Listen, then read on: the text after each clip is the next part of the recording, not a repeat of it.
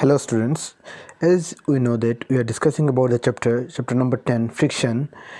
What do you know about friction? At first we need to know about the friction. So in the chapter we will understand about the concept of force due to friction. We will know the various causes of friction, the factor responsible for friction and various types of friction, and the ways to reduce the force of friction and for friction due to liquids and gases. In this chapter, at first we need to know what is friction. Friction means the force that is opposed during a motion. When you are walking, for example, if we are walking on a road, you need to apply some force to go front. Why you need to apply? Have you ever thought that why you need to apply some force? Without any force, why you cannot go front? What is opposing your motion? That is the friction. So what is a friction? For example, if I will give you an example, when a round object is made to roll on a floor, it covers some distance and then stop. How does it stop? When no force is applied to hinder its path. It happens because there is force that opposes motion, and this force is known as friction. A body continues, that is the Newton's first law, which I am telling you right now. It is Newton's first law of motion state that a body continue to be in the state of rest or uniform motion unless an external force is act on it. So whenever you are applying some force or whenever an object is moving or it is on rest, it will not move until or unless you are applying some force on it. So now we will learn about what are the different force of friction. So as you know that force of friction means, you are seeing on the screen, force of friction is the force which opposes the motion of an object over a surface. This force of friction acts between the object and the surface. For example, a ball rolling on a ground gradually slows down and comes to rest due to force of friction between the ball and the ground. If we stop pedaling a bicycle, it gradually slows down and come to stop due to force of friction between the wheel and the road. As you are seeing the three pictures, first see a ball. I have told you, when you throw a ball, suddenly after some time it stops on the ground. Why it doesn't continue to move? Because an opposing force is there. For example, you are seeing a picture. Here in this picture you can see that in this picture what they have shown, the object is moving in this way, the pushing is towards this direction and the friction is in the opposite direction. Friction acts always in the opposite direction of motion. For example, the bicycle is moving the front side, but an opposing force is there which is in the backward direction. Now what are the factors affecting friction? Friction depends upon two factors. They are, number one, nature of the surface in contact, the smoothness of the surface or the roughness of the surface. That is, when you walk on a surface or when you play carom, for example, you are playing carom, if you push the carom dice, if you push it, then what will happen? It will slide over the surface. If you give some fluid, some more frictional object, some frictional material on the surface, then what will happen? It will gradually start moving more. But what will happen if you take the same object and throw on a sand? If you push it on the sand, if you want to play carom on the sand and give some sand and play, or give some pebbles and play, then what will happen? It will not move, because in its direction, in its path, some roughness will come. Due to roughness, the object will not move. Due to the nature of the surface in contact, the friction is affecting due to the nature of the surface in contact. And number two is how hard the surface pressing together. Friction is less on smooth surface. That is, how much hardly the object is pressing on the surface. If it is loosely pressing on the surface, then the friction will be less. If it is more pressing, then friction will be more. And friction is more on the rough surface. What do you know? That friction is more on the rough surface. Why? Because whenever you give more pressure, whenever you stop, or whenever you stop on a surface, or whenever you throw a ball on the sand, if you are throwing a ball on the sand, then you will see that the ball will stop.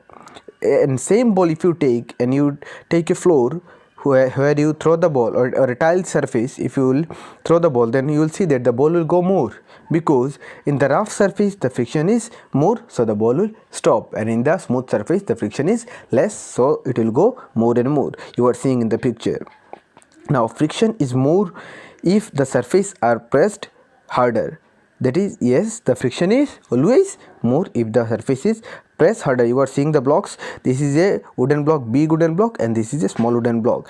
Big wooden block, obviously it is more, giving more pressure on the surface. That means friction will be more, and friction is less in the surface where not pressed harder, where the object is small. If you will see the example of two bucket of water, one having 5 liter water and another having 10 liter water.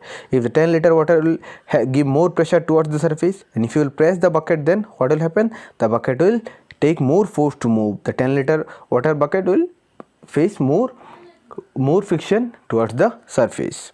Now, what are the causes of friction? Friction is caused due to the interlocking of irregularities between the two surfaces in contact. Smooth surface have minute irregularities between the two surfaces. Rough surface has larger irregularities between the two surfaces. So force of friction is more in the surface if the surface are rough.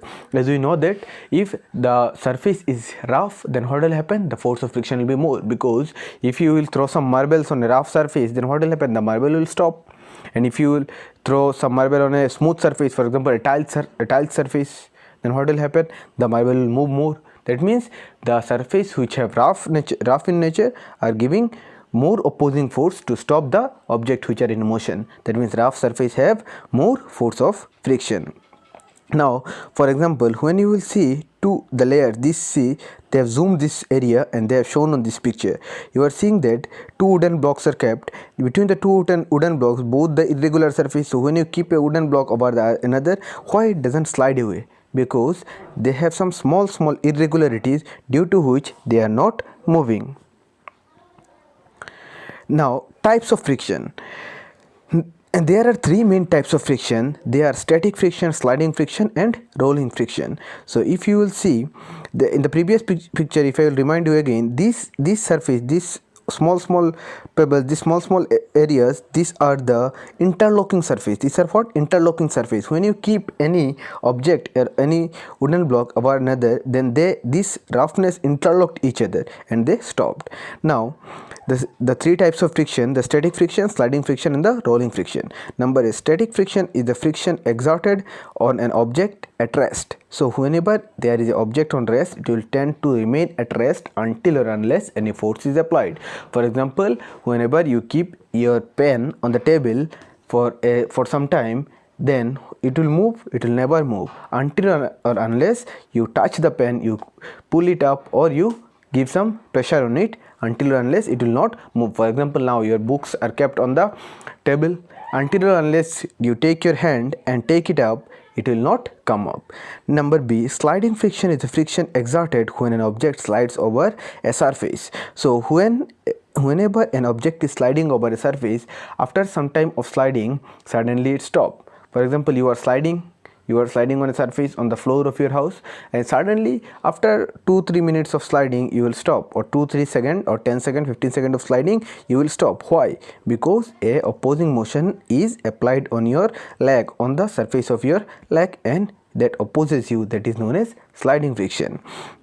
Or for example, if you are throwing something on a inclined plane, then you will see that after some time the object will stop, and then that means some friction is applied, and that friction is known as sliding friction. Next is rolling friction. Rolling friction is a friction exerted when an object rolls over a surface. So rolling friction means, for example, you have taken a football, and on an inclined plane you have kicked a football. After some time you are seeing that the football will stop. The football is rolling over the surface, and the point of action where the football and the sand touches each other, on that point a opposing force is applied. That is known as rolling friction. Sliding friction is slightly less than static friction. See one statement they have given: sliding friction is slightly less than static friction, and rolling friction is less than sliding friction and static friction. We know that the maximum friction is there in static friction, second is sliding, and third is your rolling friction. Now you are seeing, for example, this is a picture where it is known as what? An object is kept on a surface, and this object will tend to remain on the surface until or unless this man pushes the object. That means which type of friction is there in this surface? That is, it is static friction. Now see, you are seeing a boy coming from this surface. It is an inclined plane, so he is sliding towards the downward. Why he is sliding? Because why he doesn't walk on this one? Why he doesn't stop? After some time he will stop, but on the point when he is sliding, that time there's some friction, some opposing force is there. That forces pushes him to stop after some time. Now you are seeing this cane is rolling over this inclined plane. After some time it will stop. When going there, it will stop. Why? Because some friction is always there and it is opposing this motion. So this one is known as static friction, this one is known as sliding friction, and this one is known as rolling.